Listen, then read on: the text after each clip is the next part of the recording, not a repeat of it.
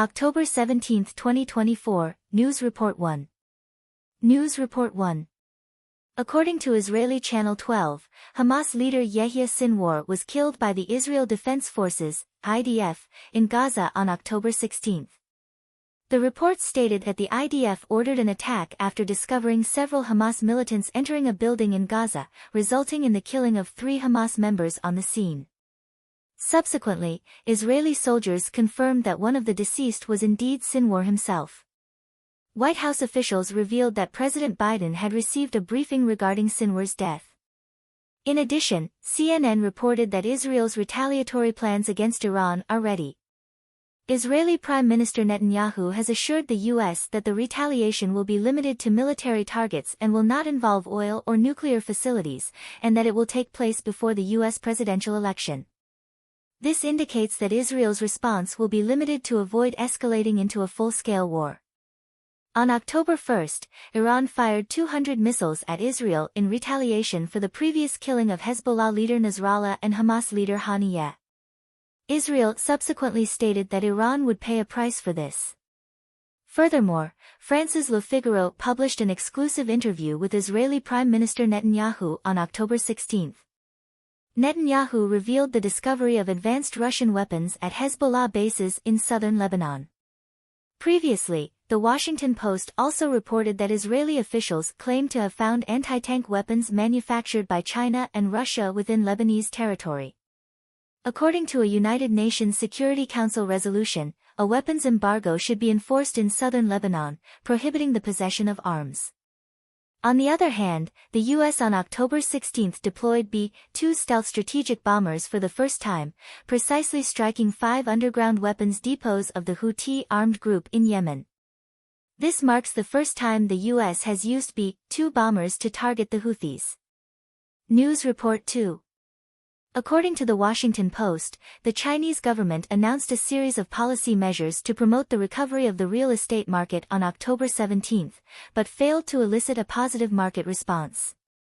At a press conference that day, leaders from the Ministry of Housing and Urban-Rural Development, the Ministry of Finance, the Financial Regulatory Bureau, the People's Bank of China, and the Ministry of Natural Resources jointly announced these new policies. However, the market generally views these measures as similar to previous policies, with limited financial support and no specific measures proposed for reducing inventory.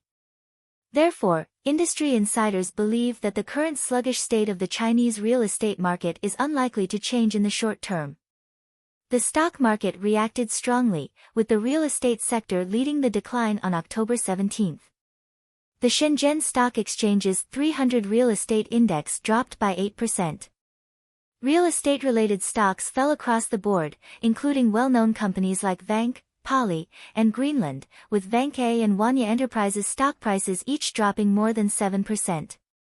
Commodities closely related to the real estate industry also saw significant declines, with coke and rebar futures hitting their lower limits, glass futures down 10%, and iron ore and hot-rolled steel futures both down 5%.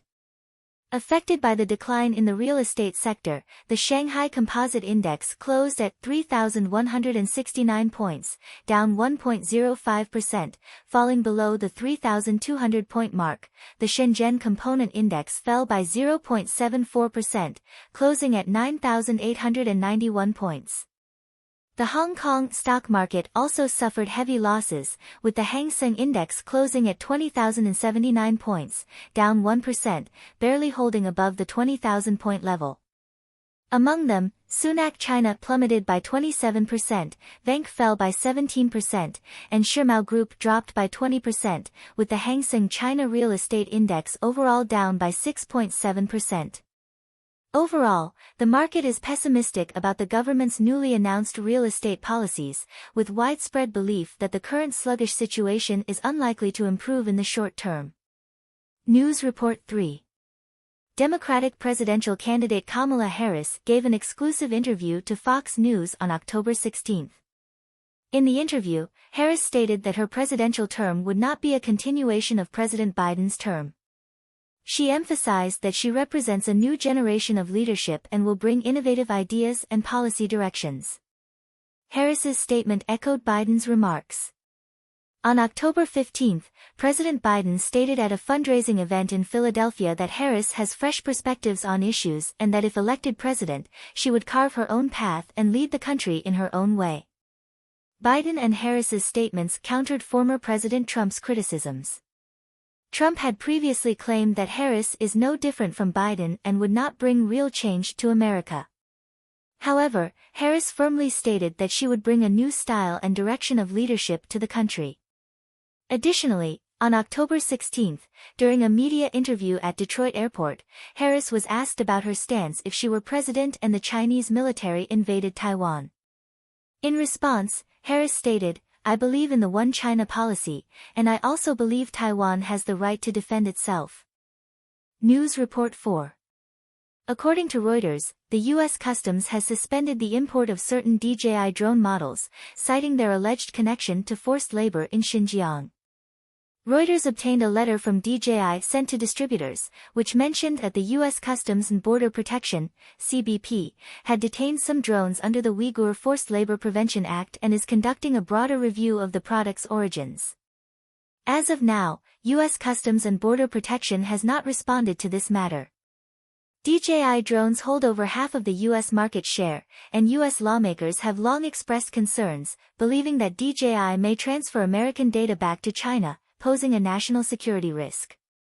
On September 19, the U.S. House of Representatives passed a bill prohibiting DJI's new drones from operating in the U.S., but the bill still requires Senate approval.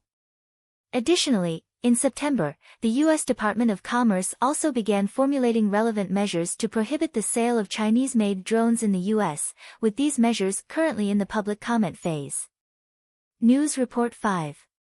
Swedish television aired reports on October 1 about the Chinese Communist Party's network of United Front personnel in Sweden. According to the reports, there are at least 20 of these United Front personnel, including Fang Xiaowei, a professor of business administration at Stockholm University. At 61 years old, Fang serves as a member of the Political Consultative Conference of Guangdong Province and Guangzhou City, and is a consulting expert for the State Council's Overseas Chinese Affairs Office. He has published articles in Swedish media supporting the Chinese government, advocating for Chinese investments in Swedish companies, and suggesting that Sweden should distance itself from NATO. The second person exposed was Chen Shuefei, the owner of the Swedish Green Post newspaper, who is 57 years old. She was expelled from Sweden in April this year for endangering national security. The third person is Lu Fang, a city councillor in Nacka, who previously served as a member of the Swedish Christian Democratic Party and was president of the Hunan and Hubei Hometown Association in Sweden. She was expelled from the Christian Democratic Party in 2019. The fourth is Cui Daqing, an expert from Studsvik and its subsidiaries, who also serves as the co-chairman of the China Nordic Technology Innovation and Development Association, which regularly reports to the Chinese embassy and promotes technological exchanges with Swedish universities and research institutions. Other members on the list are reportedly connected to Chinese overseas Chinese groups, foreign propaganda media, and high-tech companies, with 3 residing in Denmark and Norway. Swedish media plans to release a new list of Chinese Communist Party United Front personnel on October 20. News Report 6. The Wall Street Journal reported that the American consulting firm McKinsey recently laid off 500 employees in China, accounting for 1/3 of the company's total staff in the country. Meanwhile, McKinsey is also reducing its collaborations with clients closely tied to the Chinese government. Insider sources revealed that McKinsey is adjusting its business in China to mitigate the risks associated with operating there. McKinsey entered the Chinese market in 1993, with 80% of its clients being Chinese companies, including major enterprises like China Construction Bank, China Telecom, and Ping An Insurance. McKinsey also provides consulting services to local Chinese governments. However, the report pointed out that with the Chinese economy slowing down and the Chinese government increasing its crackdown on foreign consulting firms, the operational risks for McKinsey in China have also risen. For instance, last year, Chinese police raided the offices of several foreign consulting firms, including Mintz Group, Bain & Company, and KPMG. At the same time, U.S. Congress has raised concerns about McKinsey's operations, arguing that the firm has not separated its China business from its global operations, potentially providing consulting services to both the Chinese government and the U.S. government, which poses a risk of conflicts of interest. News Report 7. Recently, a series of interconnected rumors have surfaced on Chinese social media regarding the mass relocation of Guangdong enterprises and large-scale demolitions in Chengdu, sparking widespread attention and confusion. First, rumors claim that 1,500 factories in Guangdong plan to relocate to Sichuan, which sparked considerable discussion. Subsequently, more rumors emerged stating that Chengdu would undergo large-scale demolitions, presenting opportunities for overnight wealth. These rumors intertwined, making it difficult to discern the truth, and quickly spread. On October 17, the Chengdu Public Security Bureau issued a report, stating that 4 individuals who spread the rumors of upcoming large-scale demolitions in Chengdu, and opportunities for overnight wealth, had been arrested online. Previously, the police had debunked the claim that 1,500 Guangdong factories are relocating, confirming it to be entirely false. Following that, the rumor of wealth from demolition, based on the false relocation news, was also confirmed as misinformation. These rumors even impacted the stock market, with related so-called concept stocks experiencing unusual activity on October 16. Stocks such as Huaxi Securities, Sichuan Shuangma, Chuan University Jisheng, and Sichuan Jinding reached their upper limits, believed to be related to the demolition rumors.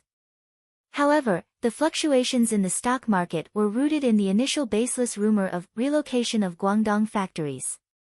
The police reminded the public not to trust false information online. News Report 8. Recent poll results indicate that Japan's ruling Liberal Democratic Party, LDP, may lose more than half of its seats in the upcoming House of Representatives election, forcing it to rely on its ally, the Komeito Party, to continue governing. The House of Representatives consists of 465 seats, with 289 from single-member districts and 176 from proportional representation. According to polls released on October 17 by Nikkei and Yomiuri Shimbun, the LDP's support rate in single-member districts is about 30%, and its proportional representation seats are expected to be fewer than the previous 72, potentially dropping the total to 247, lower than anticipated.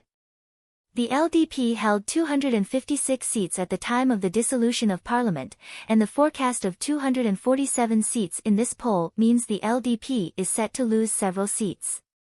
The Komeito Party is also expected to lose some seats, possibly falling below the 32 it held prior to the election.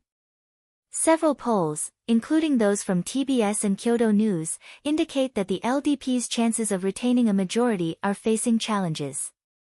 A poll by the Japan Times on October 17 showed that the support rate for the Shigeru Ishiba cabinet is at 28%, marking the lowest support rate for a new cabinet since 2000. Jeffrey Kingston, a professor at Temple University, analyzed that if the LDP overly relies on the Komeito Party to secure a majority, the Komeito's influence will increase. The Komeito holds relatively moderate positions on certain security issues and opposes some of the LDP's hardline policies, such as the acquisition of long-range missiles and the lifting of restrictions on arms exports. Therefore, the LDP may face more constraints in its security and defense policies. News Report 9. According to reports from Asia Radio, Taiwanese national security officials revealed that during military exercises conducted by the People's Liberation Army, PLA, around Taiwan on October 14, 2 missiles were launched into mainland China, although these missiles were not directed toward Taiwan. National security officials pointed out in a briefing that no missiles were fired at Taiwan during the exercises, but this action by the PLA was seen as a display of firepower. Notably, the Taiwanese Ministry of National Defense stated at a press conference on October 14 that no rocket force involvement was detected during the exercises, which is why national security officials only disclosed the missile launches 3 days after the drills. Su Tsuyun, director of the Taiwan Institute for National Defense and Resource Strategy, indicated that the PLA's exercises were divided into 2 parts, the first part being a direct lockdown drill, i.e., a blockade action around Taiwan, and the second part being indirect drills, including missile launches and activities of Chinese and Russian naval vessels in distant seas. He believes that the missile launches were intended to showcase their firepower. Furthermore, the disclosure of the PLA's missile launches by national security officials may also be part of a cognitive warfare strategy initiated by Taiwan, aimed at reminding the public of the constant threat posed by the PLA. Meanwhile, U.S. Assistant Secretary of Defense Ely Ratner condemned the PLA's military exercises as provocative, irresponsible, and destabilizing actions in a speech on October 14, stating that the U.S. will closely monitor China's coercive behaviors in the Indo-Pacific region. Additionally, BBC reported that the Taiwanese Ministry of National Defense selected 4 companies at the end of August to develop 6 types of military drones, planning to invest 7 billion new Taiwan dollars, with the expectation that 3,000 drones will be in operation by 2028 to enhance Taiwan's defense capabilities. News Report 10. According to the Liberty Times, the Taipei Shilin District Court issued a ruling on October 17 against mask manufacturer Lin Mingjin, sentencing him to 3 years and 6 months in prison for fraud, along with a fine of 800,000 new Taiwan dollars. Lin Mingjin is the head of Taiwan's Geely Technology. During the outbreak of the Wuhan pneumonia pandemic in 2020, the Taiwanese government purchased masks from Geely Technology, requiring all masks to pass inspection. However, since June 2020, Lin Mingjin imported non-medical masks from Anhui, passing them off as medical masks produced by his company and selling them to Taiwan's health department. The profit from each mask was 1 new Taiwan dollar and 20 cents, resulting in illegal profits of 34 million new Taiwan dollars for Lin Mingjin. Prosecutors found chat records on Lin Mingjin's phone with Chinese manufacturers, in which he stated, "The masks are for the Taiwanese government anyway, so there's no need to worry about the quality." This statement deepened the court's conviction of his fraudulent behavior. News Report 11. According to the Korean Central News Agency, KCNA, North Korea recently amended its constitution to explicitly define South Korea as a hostile state. The new constitution stipulates that South Korea is considered a hostile country, and North Korea has taken measures to destroy roads and railways connecting to South Korea in response to the political and military challenges posed by this hostile state, deeming it a necessary and legitimate action on the brink of war. Under the 1991 Inter-Korean Agreement, the relationship between North and South Korea was defined as a special relationship aimed at achieving eventual reunification, rather than a traditional state-to-state relationship. North Korean leader Kim Jong-un proposed the constitutional amendments at the beginning of this year, and the Supreme People's Assembly of North Korea held relevant meetings on October 7 to 8. On October 9, the North Korean military announced that it would permanently sever and blockade the southern border with South Korea, stating that this was a self-defense measure to curb war and maintain national security. Subsequently, South Korean drones flew to Pyongyang to distribute flyers revealing the luxurious lifestyles of Kim Jong-un and his daughter Kim Joo-ae.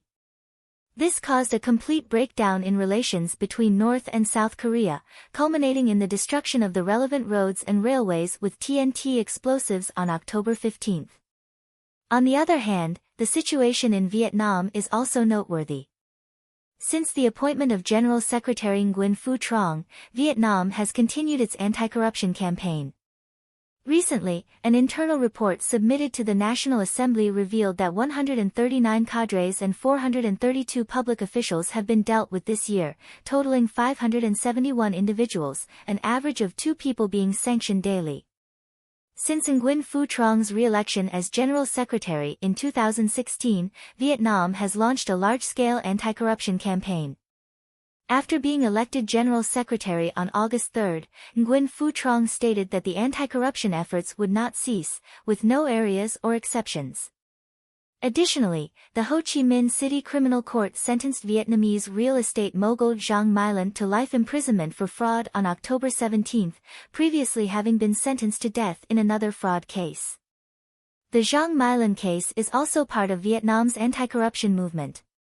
In terms of the economy, the General Statistics Office of Vietnam reported that the economic growth in the third quarter of this year reached 7.4%. The Vietnamese government has set its economic growth target between 6.8% and 7%, while the World Bank's latest forecast is 6.1%. Experts point out that although Vietnam is the fastest-growing economy in Southeast Asia, its economic development still faces issues such as corruption, political censorship, and human rights violations. News Report 12. According to data released by the Canada Mortgage and Housing Corporation on October 16, Canada's housing starts reached 224,000 units in September, a 5% month-on-month increase. Among these, urban housing starts accounted for 210,000 units, marking a 6% growth. The report indicated that the increase in Canada's housing starts was primarily driven by Alberta, Quebec, and the Atlantic provinces. However, Ontario and British Columbia saw a decline in housing starts. Despite the national increase, housing starts in Canada have not yet returned to the levels necessary for affordable housing. In Australia, data released by the Australian Bureau of Statistics on October 17 showed that the unemployment rate in September was 4.1%, lower than the expected 4.2%. During the same period, 64,000 new jobs were created, far exceeding the anticipated 25,000, with the full-time employment population increasing by 51,600, bringing the employment participation rate to 67.2%, a historic high. The Bureau stated that this data reflects a significant number of people entering the labor market and successfully finding jobs. However, the labor market remains tight due to job vacancies still exceeding pre-pandemic levels. Following the data release, the Australian dollar rose by 0.5%, reaching $1 to 0.6698 US dollars. Market expectations for a rate cut by the Reserve Bank of Australia in February next year have now fallen to 70%. Additionally, data from April 17 indicated that the number of births last year was 287,000, with the total fertility rate dropping to 1.5, marking a historic low. The total fertility rate needed to maintain population balance is 2.1, indicating that Australia's fertility rate is declining year by year, from 1.86 in 1993 to last year's 1.5, which aligns with trends seen in many economically developed countries.